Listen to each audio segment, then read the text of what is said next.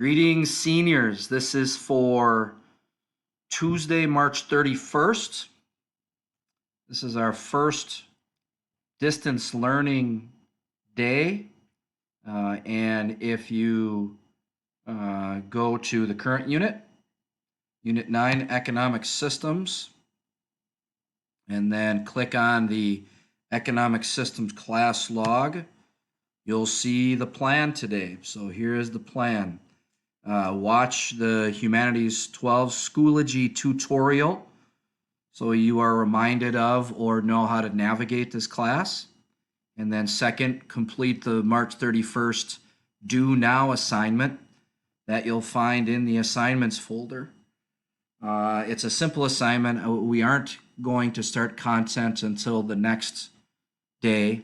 This just gets you signed up for a remind text, and you'll be answering just a few simple questions.